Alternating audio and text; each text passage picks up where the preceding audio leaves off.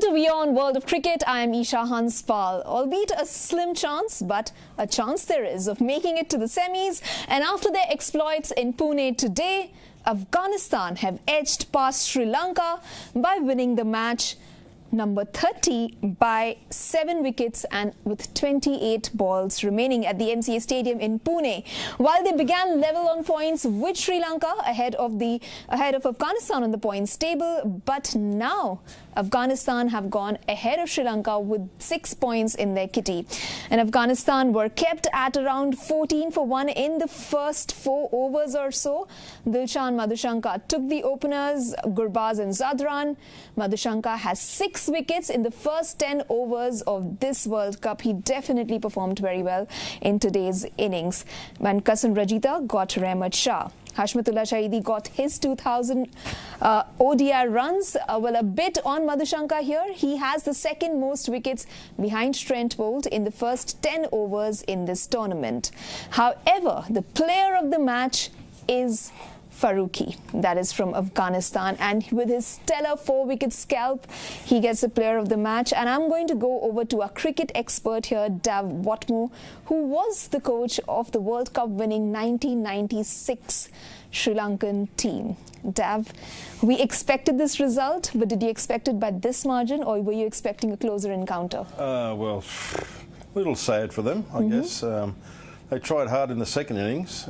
We felt that they just didn't do enough at the mid point of the game when they batted. So not at all surprised that Afghanistan were able to chase that down. And this boy Farooqi winning man of the match, I think that's his first man of the match award. Richly deserved. But really, I think Sri Lanka might have feeling a little bit down because they could have actually got more runs than what they did. The fact that he got player of the match, one would say perhaps Sri Lanka should have posted a higher total? Yes, definitely. Because you have an Omarzai as well with his 73 runs that he's posted today. But maybe it was a pitch on which a higher total could have been posted, like 30 to 40 odd more runs, like we discussed in the mid-innings. Yeah, absolutely. You know, there just didn't seem to be enough urgency, effort, an appropriate response to a batting performance commensurate with having to win to stay in the competition. You know, it just wasn't. It was just coasting along, you know. And to me, at the halfway mark, there was one team that really showed they wanted to be alive in this tournament, and one team that was just prepared to just go along, you know, and that was Afghanistan. And they were eventual winners, strong winners again, with 7 wickets left in that shed. Fully deserved it. They are playing some pretty good cricket. Their confidence is up. And they move on and they look forward to the next encounter. Did you, however, still anticipate this when they started off slow in the first couple of overs? And then even Rahmat Shah felt after Zadran and the opener there. Yeah. And after the opening to batsmen, and also Rahmat Shah fell. And then came in Hashmatullah Shahidi, and of course Omarzai after that, who steadied the ship a little bit, and that's when they posted. They kind of got the innings back even stronger around the 31st over or so. I'd say between 25th to 40th over is when they really turned it around. Exactly. So, look, one thing I think we'll all agree with, that the only way Sri Lanka were going to win this game is if they took 10 Afghanistan wickets, and they just didn't do that. So just the top 3 doesn't serve the purpose. Yeah, so, you know, they're able to go a little bit slower. They weren't losing wickets. The second innings progression between 11 and 20 was only 37 for 1 wicket. You know, so, and that was pretty much all the wickets they lost. They may have lost one other, but they were in total command. And, you know, there may be some people looking at it saying, come on, man, you know, we need more runs. No need, you know, it's a 50-over game. We need to respect good deliveries, and there was some good bowling as well, I have to say. I saw a phase of that game where Sri Lanka showed at last that they really were in a fight, you know, and they were really, you know, scrapping. but a little too late. 229 is just wasn't enough runs. I mean, full credit, they tried hard, but not enough runs. Madhushanka was trying different tricks towards the end. He tried short ball and whatnot. But Madhushanka? Yes, but it was again too late, perhaps, to control it then, after Omarzai has posted 70-odd runs, and then Shahidi also, who got his 2,000 runs, virtue his 58 today that he posted. At that point, Madhushanka coming back, they're both set batsmen as well, so every chance that, his short balls were going to be dispatched with. One or two looked like they may have got a wicket. There was a slower bouncer that got an edge and just failed to carry to the keeper, but other than that, they dealt with it pretty well. They were set, So, and when you are set, you have to see the job through. Yeah. And now, twice now, 2 games in a row, they've done that. Yeah. And that's a really good sign that they are maturing as a batting unit. Yeah. I'm going to come to the, here it is. I'm going to come to the points table in just a bit. But if you just look at the innings progression here, in the first 10 overs, it's 5, that's what the run rate they have. This is where it really falls, 11 to 20, 3.7.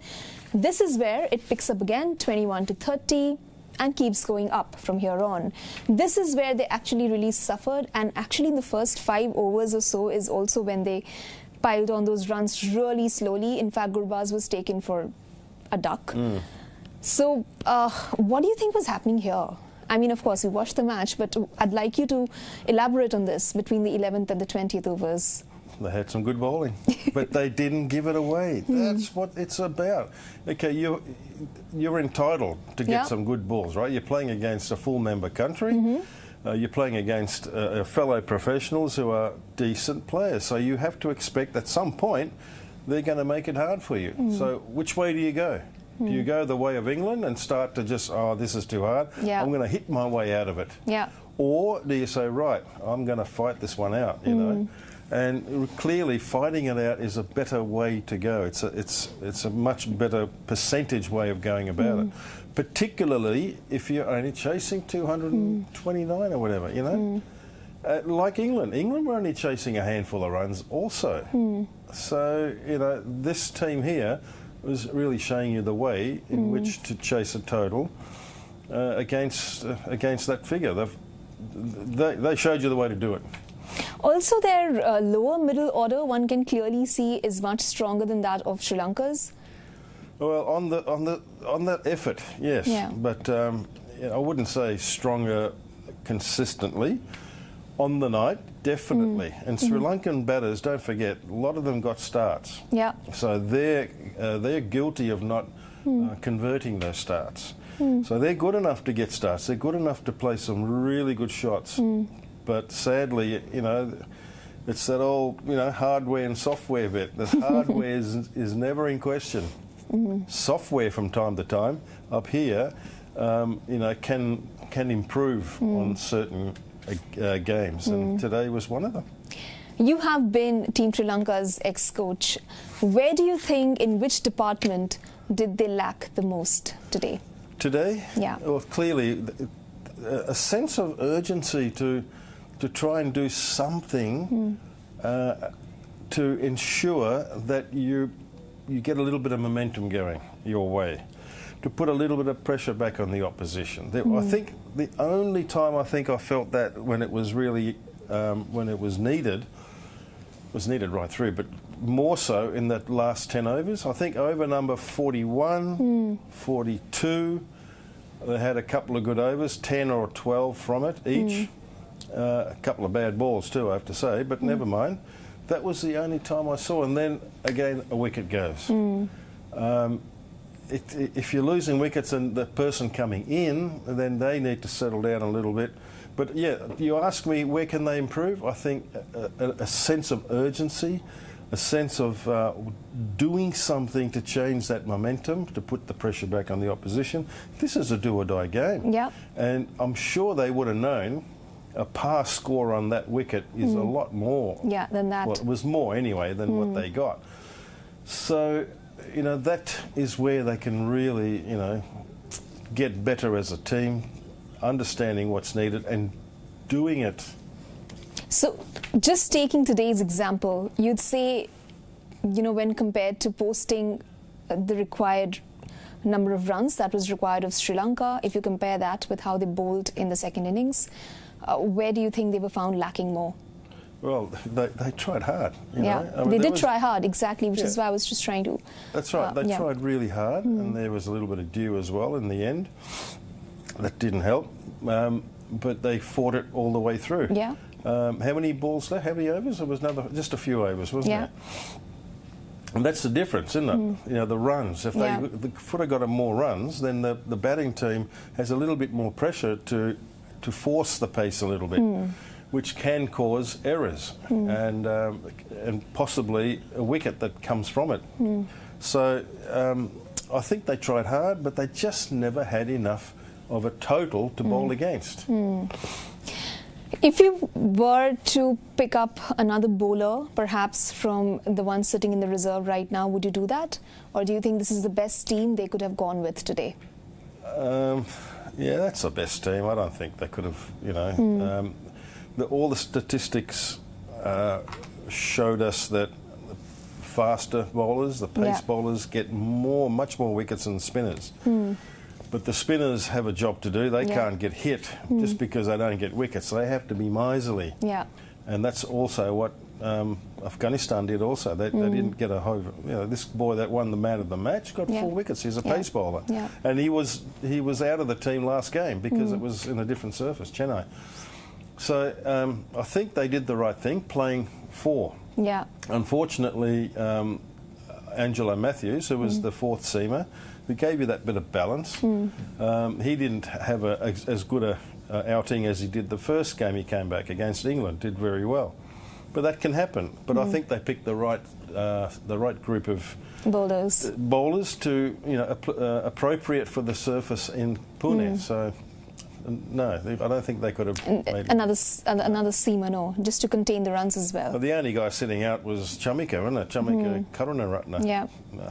Okay, let's now take a look at the points table and see how things are headed from here on. If we can just pull that, well, Sri Lanka go at number 6 and Afghanistan are at the 5th spot. So this is at the end of round 6, where all the teams have played 6 matches each. And Afghanistan is now sitting at number 5, inching closer to Australia. Do you see chances of it displacing Australia? Yeah, they're one game less. Who would have thought that? And who would have thought England has only got 1 win from Let's just games. take a look at who Afghanistan is playing next. They got a couple of toughies. Yeah. So do Sri Lanka. I think they play Netherlands once, 1 game. Yeah, I'm just going to pull those statistics for you, Afghanistan have got a tough road. So Afghanistan plays Netherlands on November 3rd at the Ikana in Lucknow. Next game. Yes. Australia in Mumbai on November 7th and South Africa in Ahmedabad on November 10th.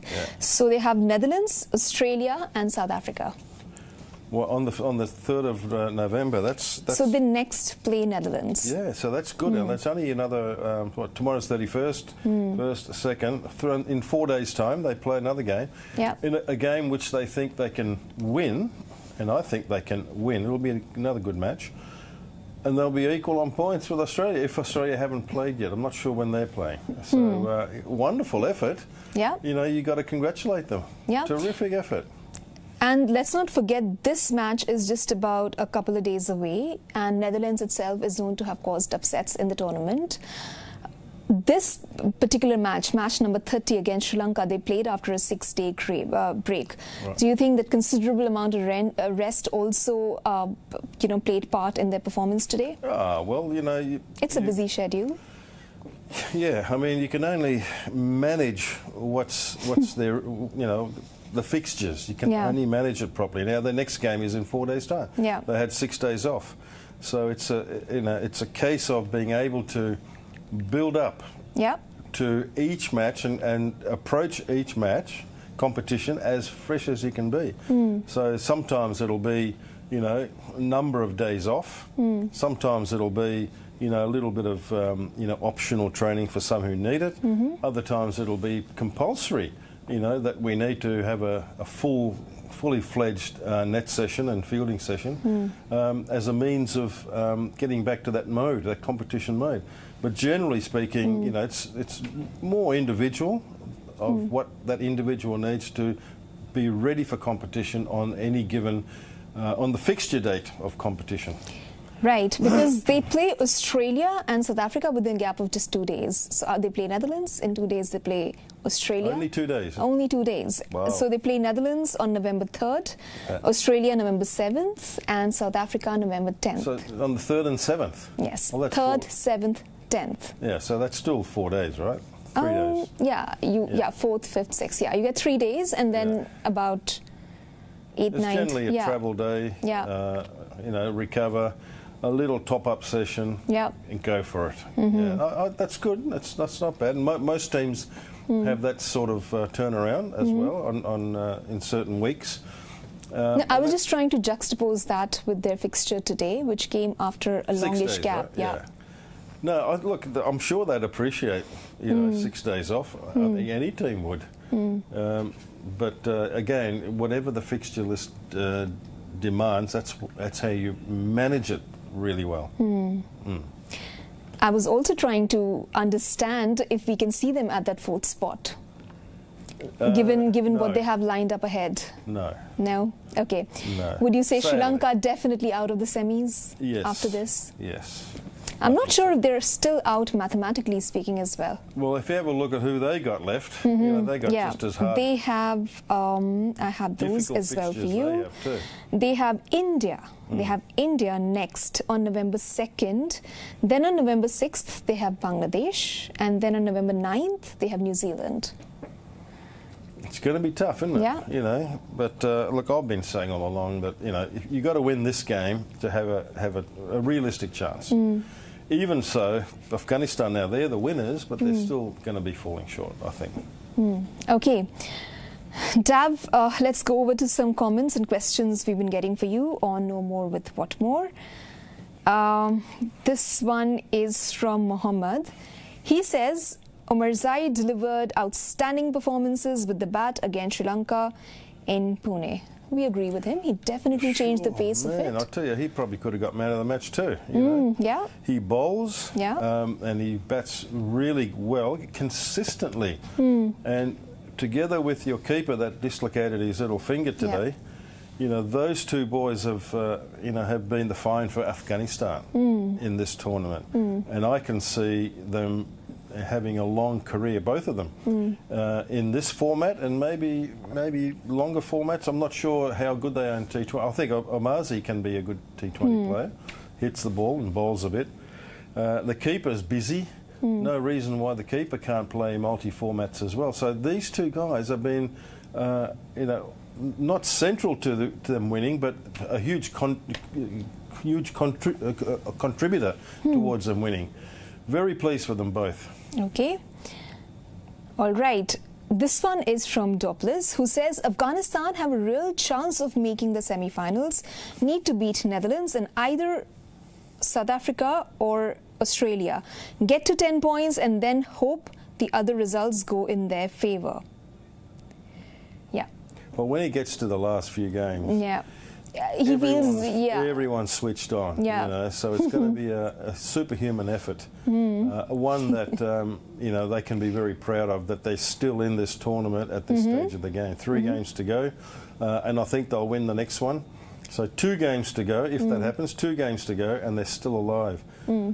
You've got to take your hat off to that. Absolutely.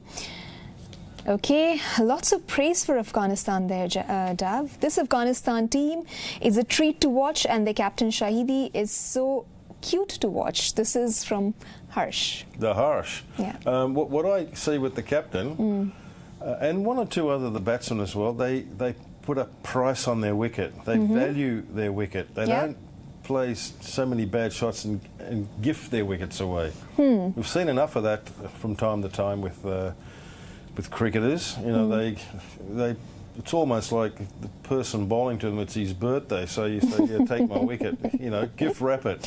But these guys, they seem to put a price on their wicket and they value it. Yeah. So that, the bowlers then have to work really hard to get you out. And that's what I see. And maybe that's why Harsh finds him cute.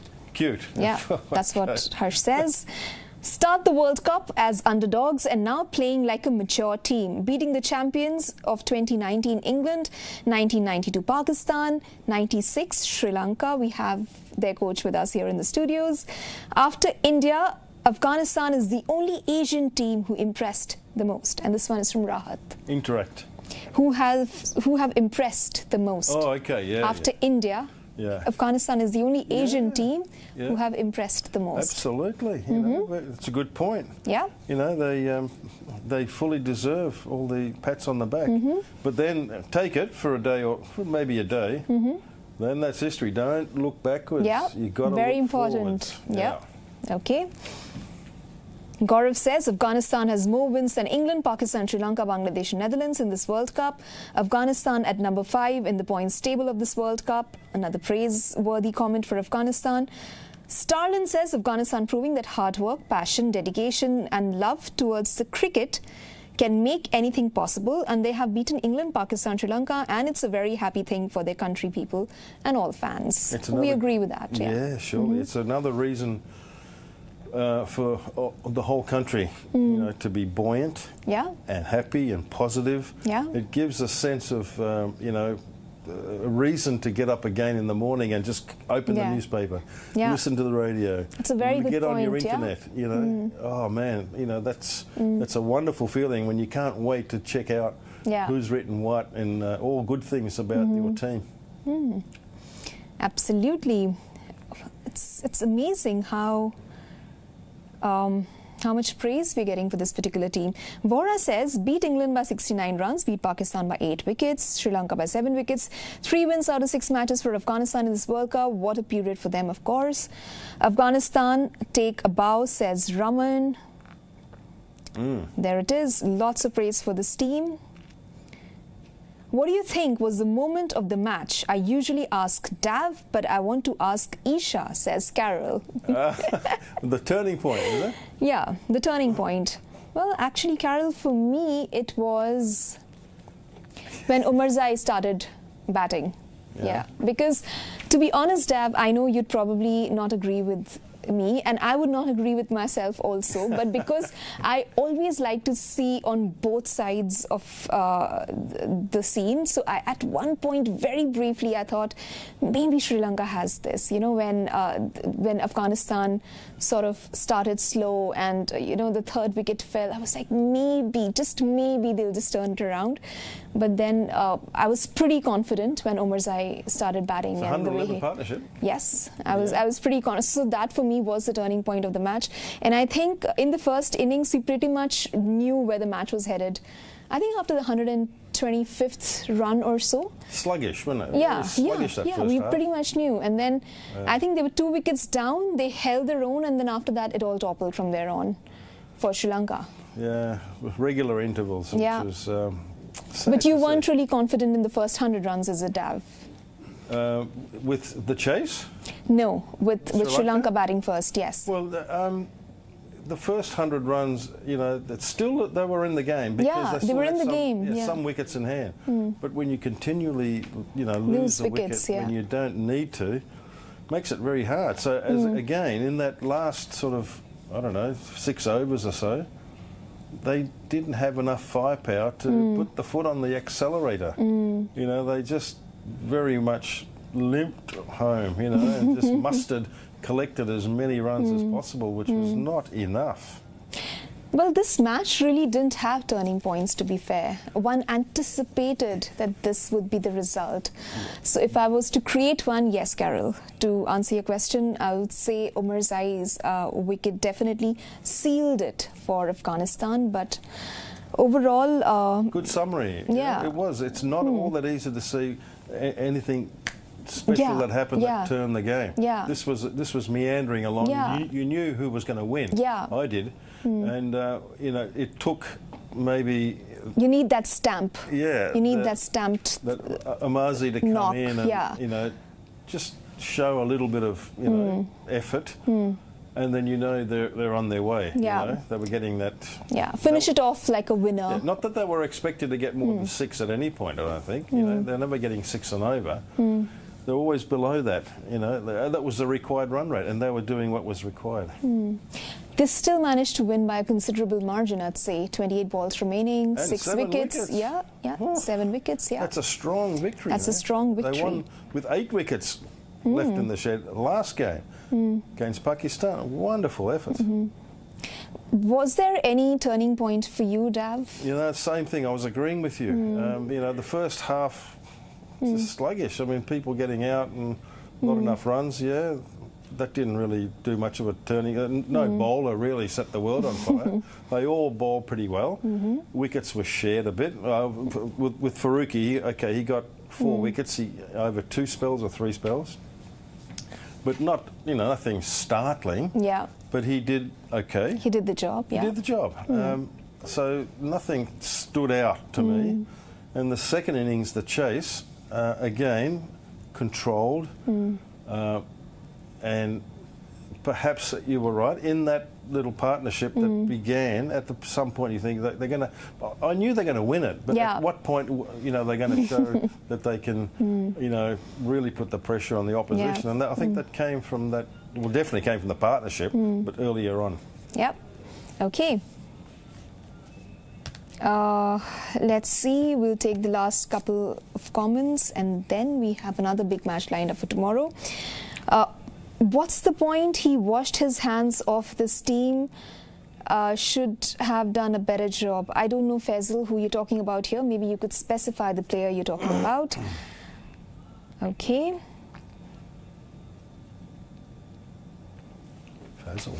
Fazil from Afghanistan says, what a proud moment. North, East, South, West and Central Asia. Afghanistan won its 3rd match in this World Cup so far after defeating England, Pakistan. We defeated Sri Lanka. Congratulations to all. Thanks to all the fans who were supporting at the ground. Okay. Akshay asks, there is one question, a last one perhaps, Dav, that I'd like to take. Akshay asks, slowly this match turning out to be exactly like Pakistan versus South Africa match. Pakistan lost their match in the end. Shockingly, can Afghanistan lose their match today? It didn't look like it, I felt. It was never. It was never going to be in doubt. I don't know what he's really referring to. Pakistan, in their match, they were a little unlucky. They were bowling. They were trying to protect that total, and they were desperately unlucky not to get that LBW decision. But it was a lot closer than what... This is not close. This was a very emphatic, strong victory by Afghanistan. Pakistan lost by the narrowest of margins. Okay, so I'm going to end this with Danish's comment, who says, so it might be an India versus Australia finals, and India might get a chance of taking revenge against the Aussies in the finals for the famous 2003 World Cup finals. He's just basically asking you who the finalists are going to be. Yeah, that's a long time. It's carrying a grudge for quite a while, you know. Yeah, I mean, that was at the Wanderers. Danish's. And Australia, you know, they were the best team in that too, just quietly. India did well to get there. They had a relatively easier match in the semi-final against, I think, Kenya. But I think Australia then was just too good. They've won 5, and India now are looking very good to win 3. So it doesn't matter who they play against. They just got to win the game. Don't worry about getting even. Get out there and perform. Okay, Dav, I've already asked you if Australia are going to win the World Cup. I don't think I'm going to ask you who the finalists are going to be for the World Cup this time around. Maybe after a couple of days we will. With that, we are going to wrap up this edition of WION World of Cricket. Another interesting matchup tomorrow is going to be Bangladesh versus Pakistan. Make sure you watch the match and make sure you tune into our show, because we'll be getting you all the analysis and we'll be taking comments and questions from you as well. This is Esha signing off with Dav Whatmore with here in the studios. Bye-bye.